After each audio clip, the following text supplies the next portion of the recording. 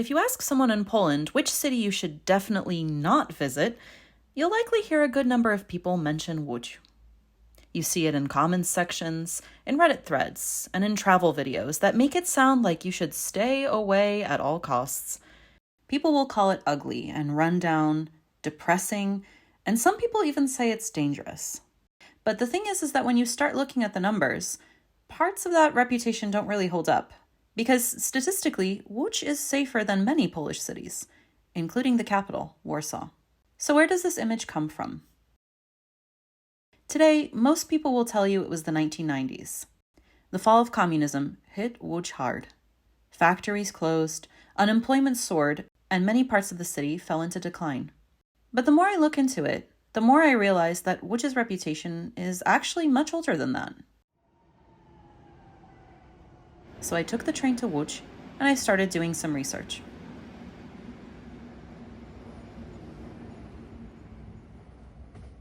Łódź has a reputation, but I want to get to the bottom of how exactly it got it in the first place. My first impression is that Łódź Fabryczna station is very quiet and pretty much empty. It's brand new and clean. So how did this city get such a bad rap? Well, to answer that, you have to go back to the 19th century. In 1820, Łódź had around 800 residents.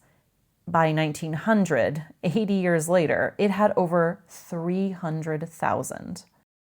At the time, Łódź was part of Congress Poland. It was a client state of the Russian Empire during the partitions. So while it was firmly under Russian rule, it had slightly more economic freedom than other Polish regions. This relative freedom allowed development that other Polish regions couldn't achieve.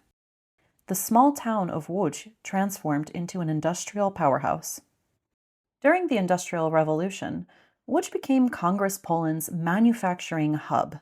The city's rivers and lakes provided water power for textile factories and attracted private investors, especially after tax incentives were introduced.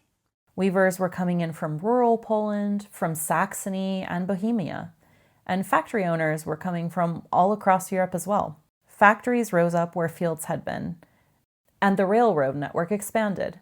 Workers flooded in looking for steady wages. Bałuty, once a separate village, became the labor reservoir. In a 1903 report, there were 6 people per windowless room. The tuberculosis mortality in Bałuty was triple the city average.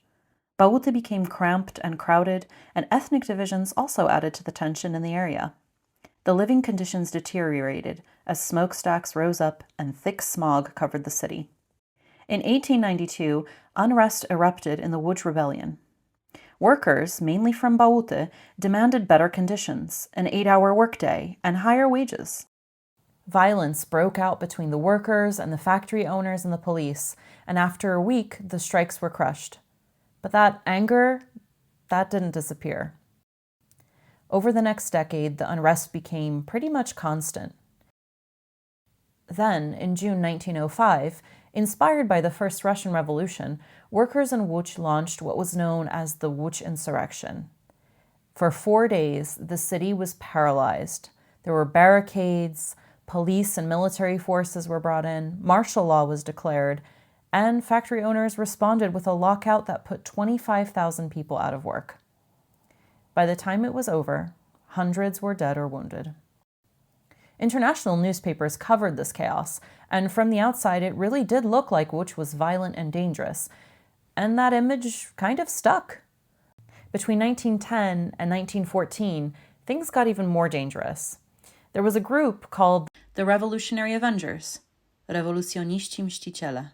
They were working-class men from Łódź's poorest districts who were disillusioned with the factory conditions and what they really saw as empty promises from political elites. They saw themselves as avenging the working class. Their manifesto declared, "Only those who make themselves free will experience freedom. Only through violence can one reach the eternal kingdom." The gang committed robberies, train heists, and assassinations, and targeted brutal police officers, factory owners who mistreated workers, and government officials.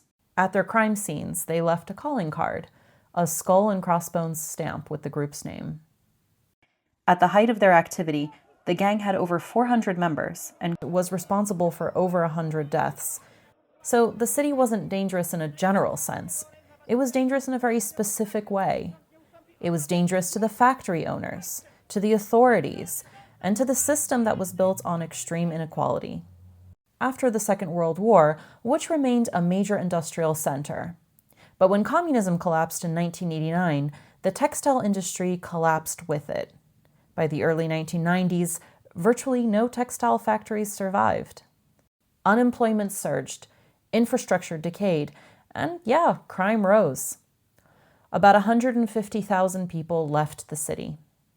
Under these conditions, it's no wonder Łódź's reputation for being rough around the edges prevails. It's sort of correct. So back to my original question. Why is Łódź so notorious? Part of the answer is that the city really did experience periods of unrest, violence, and poverty. The workers' rebellions, the collapse of industry after communism, and the difficult years that followed it all left their mark. But I think there's also something else happening. Łódź's history is right on its surface. The old factories are still here. The signs of industry are still visible, as are the signs of decay. And reputations tend to last longer than reality. Maybe it's not that Łódź is actually dangerous or ugly or unsafe. Maybe it's just that Łódź is having a tough time escaping its past. Once a place becomes notorious, people just tend to repeat the story long after they've forgotten where it originally came from. And even though it's going through a revitalization, the old image of Łódź remains surprisingly persistent. In the years since, the city administration is developing a plan to revitalize the center, inviting businesses to once again flourish. Łódź is Poland's Manchester, and just as Manchester has seen a comeback, Łódź is in line for its own. So what do you think? Have you been to Łódź? What were your impressions? Leave your comments below. Thanks for watching. See you in my next video.